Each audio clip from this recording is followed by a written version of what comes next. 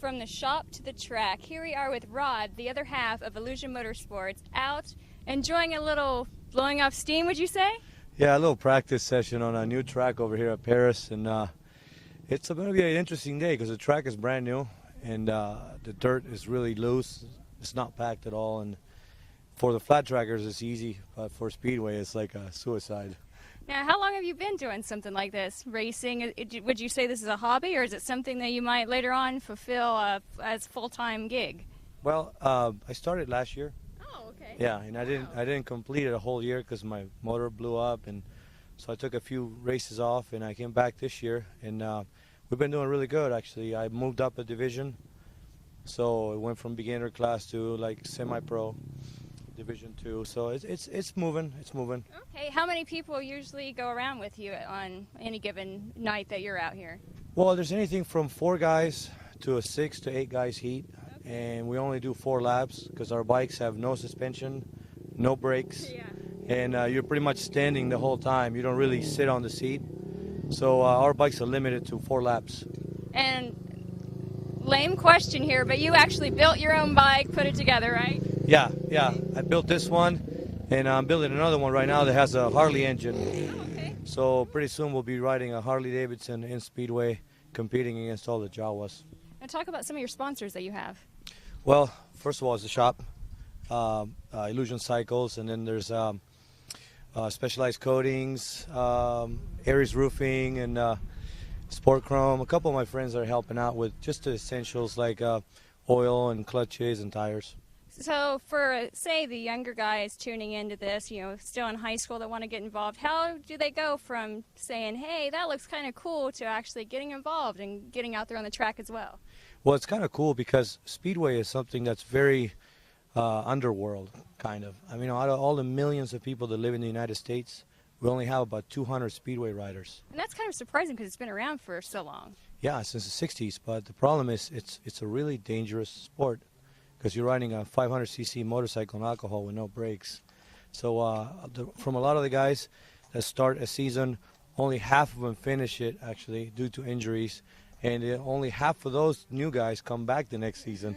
So it's kind of a limited sport. Is there an age where you have to be a certain, like 16 or 18 to get involved? Or if you're 13, you want to try it out, and your parents let you, you can get out there? Yeah, if you're old enough. There's a kid that races with us, and he's barely old enough to drive a car. He's already racing Division 1, so he's really good. A couple of youngsters are going really well right now, and there's guys that range from 60 to 16. So. Okay, so you're a parent yourself, and how does that affect you going out here? It's dangerous, as you said, no brakes, and you're going around the track with all these guys. How does that affect your mindset when you go out every time? I just make sure I hug and kiss my kids before I leave, and tell them I'll see them when I get back. Hopefully I come back in one piece. So you've got a little bit of history in your own family of racing. You want to talk about that a little bit? Yeah, my family usually came from the racing life. It was Formula One. It was all cars, and I was always like the motorcycle kid in the family, like the black sheep. Yeah. And they all try to get me to race cars, but I always liked motorcycles, so I'm probably the only racer that races motorcycles in the family. Well, it goes to say for builders as well. You're a builder yourself, and you're also actually out here, so you don't get really away from motorcycles. They're your life. Yeah, like I said before, that's the one thing I've been true to my entire life has been motorcycles. They've been good to me. They've always put a roof over my head and a hot meal for me and my kids. So I'll do it till the day I die, Yeah, good. So, do you have any advice out there for people that are thinking about, not just the kids, but other people thinking about getting into it? Is it expensive, for one? It's one of the most affordable means of racing. Yeah, and my advice is get out and try it. You will not regret it. You'll get hooked automatically. It's such a rush. It's the biggest rush I've ever had. How long, once you got out there, did it take you to get your first crash out of the way? I crashed right away. Actually, yeah. And broke a collarbone, broke my foot, broke my thumb.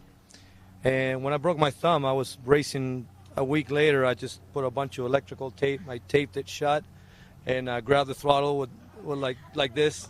So yeah, That's spoken like a true hardcore biker right there. Just throw some electrical tape on it, and I'm Yeah. fine. I'm back out there. Speaking of which, you're looking a little sore today. Were you in a biker bar brawl last night or something? What happened there? No, I raced in San Bernardino last night, and last night they actually moved me up a division. So I was trying to impress the spectators, I guess, and I had a brand new motor that I'm still actually breaking in right now, and the bike hooked up.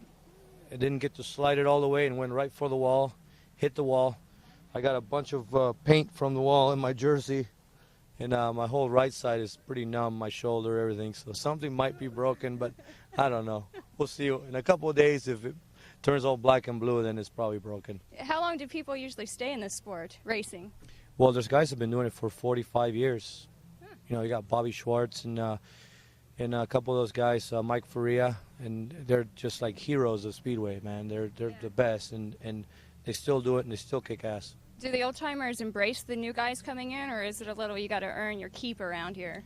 They kind of want to see you. They want to talk to you like after you finish your season and you came back the next, because it's like everything, you know. There's a lot of new guys that try it and say this is not for me, and there's guys that try it and they just absolutely fall in love with it.